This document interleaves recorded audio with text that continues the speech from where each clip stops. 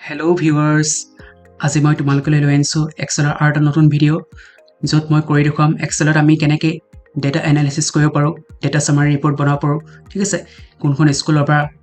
কোনো এটা কোম্পানীৰ আমি চেলছ ৰিপৰ্ট বা প্ৰজেক্ট ৰিপৰ্ট কেনেকৈ আমি এক্সেলত কম টাইমত শ্বৰ্ট টাইমত ফিল্টাৰ কৰি উলিয়াব পাৰোঁ ডিছপ্লে কৰিব পাৰোঁ প্ৰেজেণ্টেশ্যনৰ কাৰণে ঠিক আছে তাৰ কাৰণে আমি কি কৰিব লাগিব পিভট টেবুলৰ হেল্প ল'ব লাগিব ঠিক আছে এই পিভট টেবুলৰ কাৰণে কেনেকৈ ইউজ কৰে মই এই ভিডিঅ'টোত কৰি দেখুৱাম ফাৰ্ষ্ট মই পিভট টেবুলৰ কাৰণে এখন ডাটা শ্বীট বনাই দিছোঁ ইয়াত বিভিন্ন মানুহৰ চেলছ ৰিপৰ্ট দিয়া আছে ডিপাৰ্টমেণ্ট দিয়া আছে ইয়াৰ ৱাইজ চেলছ কিমান হৈছে ইয়াত দেখুওৱা হৈছে আৰু চেলছ প্লাছ কৰিলে কিমান হয় এটা কোম্পানীৰ বিভিন্ন ডাটা দিয়া আছে ঠিক আছে ভেৰাইটিজ ডাটাৰ পৰা আমি কেনেকৈ ফিল্টাৰ কৰোঁ স্পেচিয়েলি ডাটা আমি দেখুৱাব পাৰোঁ ডেটা এনালিচিছ কৰিব পাৰোঁ বা চামাৰী কৰিব পাৰোঁ ডেটা চামাৰী উলিয়াই দেখুৱাব পাৰোঁ তাক মই কৰি দেখুৱাম তাৰ কাৰণে আমি কি কৰিব লাগিব ইয়াত কুৱেশ্যন কিছুমান দিয়া আছে ক্ৰিয়েট এ pivot table show data department sales wise ঠিক আছে আমি এইখিনি কেনেকৈ কৰিব পাৰোঁ মই ইয়াত দেখুৱাম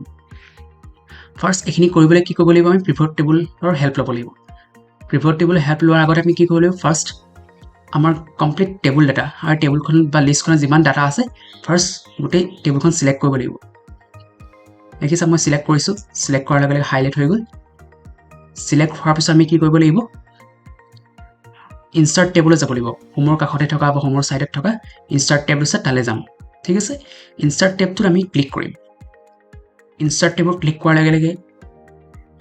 আৰু এখন মেনু ওপেন হ'ল দেখিলা ইয়াত পিভট টেবুল পিভট চাৰ্ট এইবোৰ অপশ্যনখিনি ওলাই আছে হাইলাইট হৈ আছে দেখিছা ইয়াৰ ফাৰ্ষ্ট অপশ্যনটোৱে আছে পিভট টেবুল ঠিক আছে আমাক এতিয়া পিভট টেবুলৰ হেল্প লাগে যেটা আমি ডাটা সামাৰী কৰিম বা ডাটা এনালিচিছ কৰিম তাৰ কাৰণে আমি কি কৰিম পিভট টেবুলত ক্লিক কৰিম পিভট টেবুলত ক্লিক কৰাৰ লগে লগে এনেকুৱা এক্সট্ৰা মেনু এখন ওপেন হৈ গ'ল দেখিলা মই এখন সাইড কৰিছোঁ বাৰু অলপ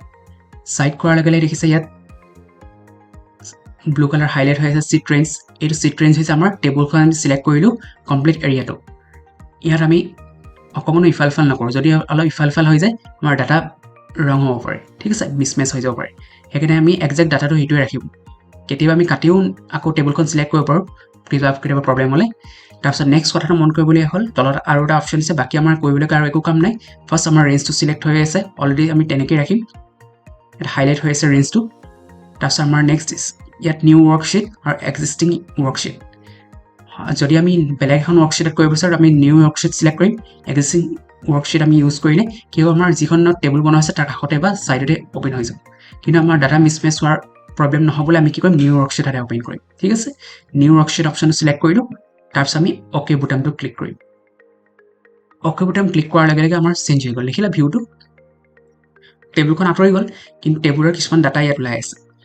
কি হৈছে নেম পাৰ্চন চেলছ 2017-16 এনেকৈ দিয়া আছে যিবোৰ আমাৰ টেবুলখনৰ হেডিঙত আছিলে টেবুলখনৰ হেডিঙৰ ডাটাখিনি আমাৰ ইয়ালৈ গুচি আহিছে দেখিছে এই টেবুলৰ যিখিনি heading name person department sales আছে এইখিনি আমাৰ কি হ'ল ইয়াত হাইলাইট হৈ আছে এই পিভট টেবুলখনত ঠিক আছে এইখন ইজ পিভট টেবুল ইয়াৰ সহায়ত আমি কেনেকৈ ডাটা উলিয়াব লাগে মই কৰি দেখুৱাম ফাৰ্ষ্ট মন কৰিবা কেতিয়াবা যদি আমি বাহিৰত ক্লিক কৰোঁ আমাৰ টেবুলখন নাহিবও পাৰে মাউচৰ ক্লিক বাহিৰত হ'লে যদি তেনেকুৱা হয় আমি কি কৰিম এই পিভট টেবুল বা হাইলাইট হৈ আছে বক্সটো যে এৰিয়াটো এই এৰিয়াত আমি ক্লিক কৰিম এই এৰিয়াটো ক্লিক কৰাৰ লগে লগে দেখিলা ইয়াত আহি গ'ল এতিয়া মই মাইক্ৰ'ছফ্ট এক্সেল 2013 ভাৰ্চনত কৰি দেখুৱাইছোঁ মাইক্ৰ'ছফ্ট এক্সেল 2007 ভাৰ্চন অলপ বেলেগ হ'ব পাৰে কিন্তু প্ৰচেছটো একেটাই ইয়াত এনেকৈয়ে দেখুৱাব ইয়াত টিক মাৰ্ক বক্স ওলাব অকণমান ডিফাৰেঞ্চ হ'ব পাৰে কিন্তু প্ৰচেছটো একেটাই হ'ব এতিয়া ফিল্ডৰ লিষ্টখিনি দিয়া আছে মোক কি লাগে নেম ডিপাৰ্টমেণ্ট আৰু তলত দিয়া আছে পিভট টেবুল এৰিয়া তাৰমানে মোক কি হিচাপত লাগে কলম হিচাপত লাগে নে ৰ' হিচাপত ডাটা চাব লাগে ভেলু হিচাপত ঠিক আছে যদি মোক কলম হিচাপত লাগে কলম ল'ব পাৰোঁ ৰ' ল'লে ৰ' ল'ব পাৰোঁ ফাৰ্ষ্ট মই এটা কৰি দেখুৱাইছোঁ ফাৰ্ষ্ট কি কৰিম মোক নেম পাৰ্চন চিলেক্ট কৰিম ঠিক আছে নেম পাৰ্চনখিনি কি কৰিম মই লেফ্ট ক্লিক কৰি যিটো অপশ্যন আছে ৰ' কলম ফিল্টাৰ তাৰ কোনোবা এটা অপশ্যনত এৰি দিম মোক ৰ' হিচাপত লাগে যদি মই ৰ' ক্লিক কৰিম ৰ' ক্লিক কৰাৰ লগে লগে দেখিলা ছাইডৰ নামখিনি আহি গ'ল ইয়াৰ অপশ্যন আৰু এটা আছে কি যদি মই ইয়াত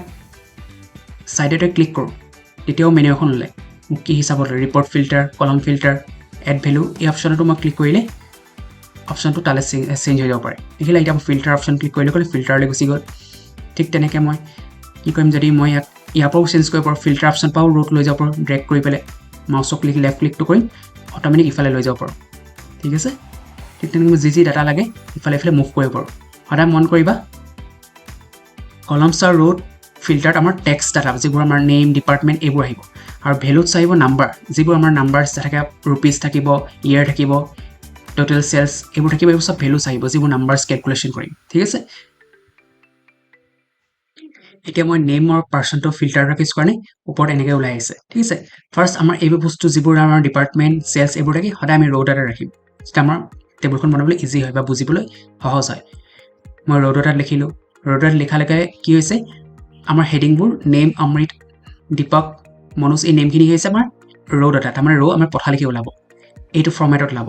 যিবোৰ এইটো ফৰ্মেট আহিছে যদি মই কলম ডাটা কৰি দিওঁ ক্লিক কৰি মই ড্ৰেগ কৰি ইয়ালৈ লৈ গ'লোঁ কি হৈছে মোৰ দীঘল ওলাইছে প্ৰতিটো নেম ইয়াত চেঞ্জ হৈ গ'ল টেবুলখনৰ ষ্টাইলটো চেঞ্জ হৈ গ'ল পিভট টেবুলৰ সহায়ত আমি যিকোনো সময়তে ইয়াৰ টেবুলৰ ষ্টাইল আমি চেঞ্জ কৰিব পাৰোঁ ঠিক তেনেকৈ মই যে ডিপাৰ্টমেণ্টৰ যদি কলম অপশ্যনত লওঁ ইয়াৰ অপশ্যনখিনিও এনেকৈ বেলেগকৈ ওলায় কিন্তু কেতিয়াবা টেবুলখনৰ ষ্টাইল আমি বুজিবলৈ ইজি কৰিবলৈ আমি ৰ' ডাটাত ল'ম এইবোৰ ডাটা ঠিক আছে ৰ' ডাটাত ল'লে আমাৰ বুজিবলৈ সহজ হৈ পৰে ঠিক আছে যিহেতু মই সহজ কৰি দেখুৱাম কৈছোঁ সেইকাৰণে মই ৰ' ডাটাত লৈ লৈছোঁ গোটেইখিনি নেম পাৰ্চনে মই ৰ' ডাটাত লিখিছোঁ দেখিছা এই ৰ' ডাটা বুলি হাইলাইট হৈ আছে ৰ'জ ডাটা ইয়াত ৰাখিছোঁ ঠিক তেনেকৈ মই চেলছটো ক্লিক কৰিম চেলছটো ক্লিক কৰি আনিলোঁ চেলছ যিহেতু নাম্বাৰ আছে মই ভেলুছ ৰাখি দিলোঁ দেখিলা ইয়াত দিয়ালৈকে ছাইডত আহিছে ভেলুছ ৰখাৰ কাৰণে যিবোৰ নাম্বাৰছত আছে মই সেইবোৰ চব ভেলুছত ৰাখিম ঠিক আছে যদি মই ইয়াত ৰ'দ আনো আহিব কিন্তু আমাৰ কি হয় বুজিবলৈ অলপ প্ৰব্লেম হ'ব পাৰে টেবুলখনৰ ষ্টাইলটো ঠিক আছে ফাৰ্ষ্ট মই সেইকাৰণে কি কৰিম চেলছ ডাটাখিনি ভেলুতে ৰাখিম যি আমাৰ ডাটা আছে প্ৰতিটো ডাটা আমি ইয়াত আনিবও পাৰোঁ ইচ্ছা কৰিলে মই দেখুৱাব হ'লে আনিব পাৰোঁ বাট আমাৰ প্ৰয়োজন নাই নেদেখুৱালেও হ'ব কিন্তু আমাৰ মেইন টেবুলখন যিখন আছে সেইখন অকণমানো সাল সলনি নহয় একজেক্ট তেনেকেই থাকিব জাষ্ট আমাৰ ৰিপৰ্টিঙৰ কাৰণে মোৰ ডিছপ্লেৰ কাৰণে আমাৰ সহায় হ'ব ডাটা আমি বিচাৰিবলৈ ছাপ'জ মোক বিচাৰিব লাগে 2016ৰ চেলছ কিমান হৈছে তেতিয়া মই স্পেচিয়েলি চাব পাৰিম বা 2017ত চেলছ কিমান হৈছে চাব পাৰিম আৰু ইয়াৰ এটা মন কৰিবলৈ কথা কি হৈছে টেবুলখন বনোৱাৰ লগে লগে ইয়াত কিছুমান ট্ৰাইংগেল নিচিনা আহিছে দেখিছা ট্ৰাইংগেল এইটো তোমাৰ ফিল্টাৰ অপশ্যন এই ফিল্টাৰ অপশ্যন কি আমি ফিল্টাৰ অপশ্যনৰ এই ট্ৰাইংগেলটো যদি ক্লিক কৰোঁ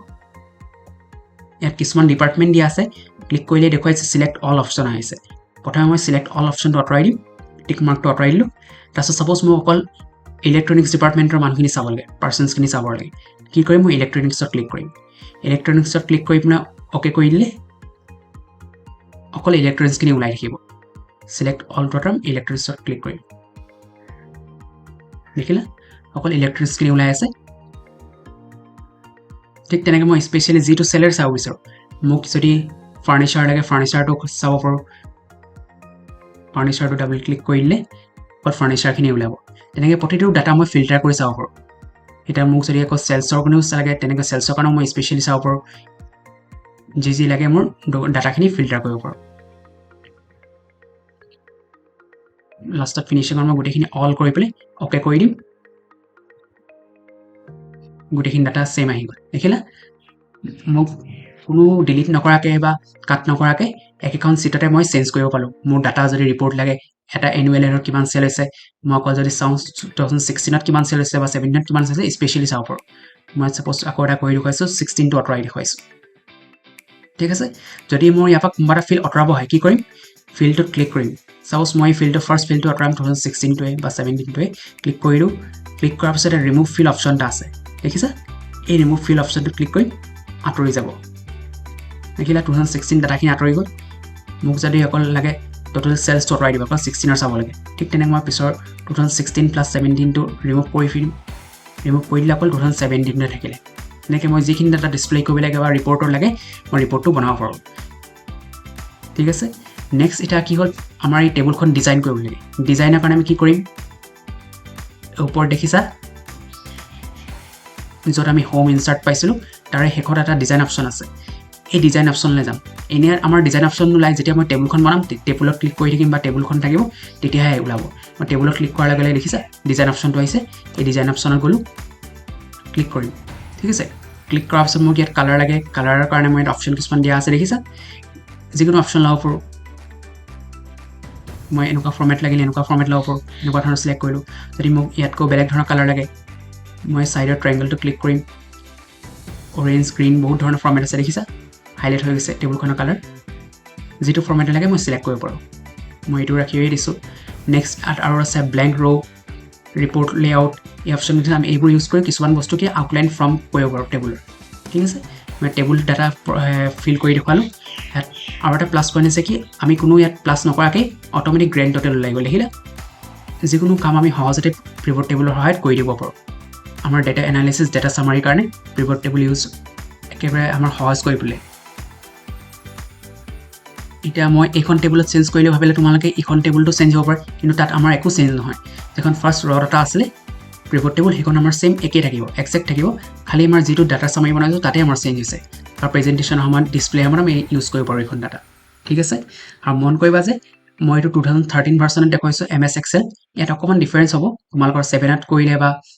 2010 ভাৰ্চনত কৰিলে ইয়াত চেক বক্স এটা আহিব টিক বক্সত আমি ক্লিক কৰিলেও তোমালোকৰ ডাটাখিনি এনেকৈ চাব পাৰিবা ঠিক আছে তোমালোকে নিজৰ ডাটা এটা চিট বনাবা নিজে ট্ৰাই কৰি চাবা কেনেকৈ পিভট টেবুল আমি ক্ৰিয়েট কৰিব পাৰোঁ